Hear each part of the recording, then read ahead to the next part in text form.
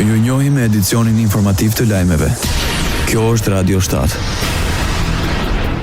Një Ballkan perëndimor i qetë i qëndrueshëm mbetet në fokus të organizatës së Traktatit Atlantikut të Veriut, deklaroi sekretari i përgjithshëm i Aleancës.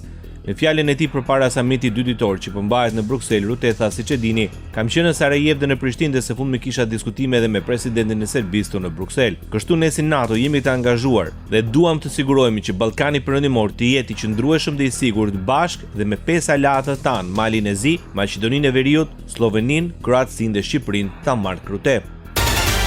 Ambasada e Shteteve të Bashkuara të Amerikës në Tiranë bën thirrje që të gjithë vendet e NATO-s të investojnë në fushën e sigurisë. Përmes rrjeteve sociale në reagimin e saj thuhet se vetëm kur të gjithë aleatët investojnë në sigurinë e tyre në nivelin e dur, ne mund të sigurojmë vërtet paqe për gjithë aleancën e NATO-s. Paqja nuk vjen falas. Apeli vjen një kohë kur NATO po nxit vendet anëtare të rrisin buxhetet e mbrojtjes, duke forcuar kapacitetet përballë sfidave të reja globale të sigurisë. Radio 7, zëri pozitiv i qytetit.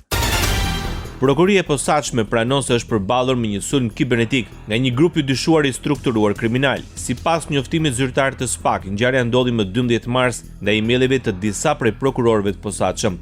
Sipas SPAK, hakerët nuk kanë mundur të deportojnë në sistemin e brendshëm të IT-s, por që kanë arritur të marrin të dhënat nga adresat e emailëve të disa prokurorëve.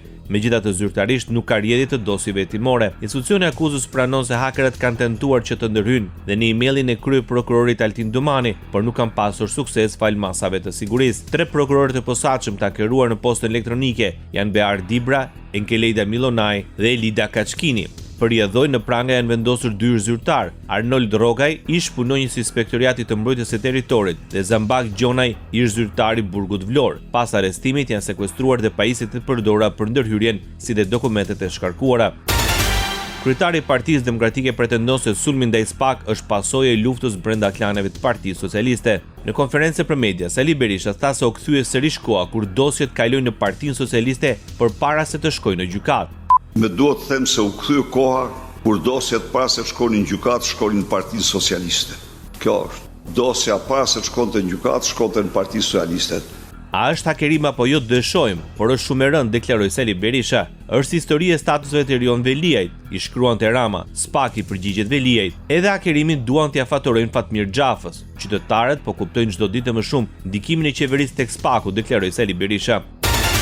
Rriten pagat në shëndetësinë në Maqedoninë e Veriut me 2315 denar. Ministri i Shëndetësisë Arben Taravari tha se rritja parashikon të gjithë punonjësit në shëndetësi.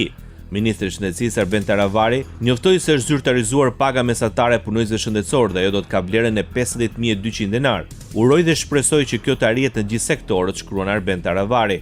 Ndërkohë shtyu për të disatën herë me radhë 1200 punësimet e paralajmëruara ndonse vijon procedura.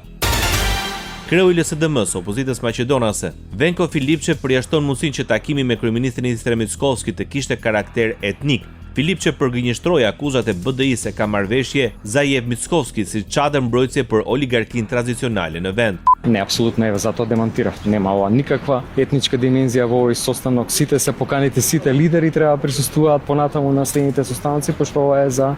Jo, absolutisht jo. Për këtë kam përgënjeshtruar, nuk ka dimension etnik. Të gjithë janë të ftuar, të gjithë liderët duhet të marrin pjesë në mbledhjet e ardhshme, sepse kjo është për të mirën e shtetit dhe të gjithë qytetarëve. Domethënë nuk ka pasur marrëveshje Mickovski-Zajev, siç thuhet. Jo, kjo është nisëm që doli pas krizës që ndodhi në Koçan, deklaroi Venko Filipçe. Ndoqët lajmet shkurt në Radio 7, zëri pozitiv i qytetit.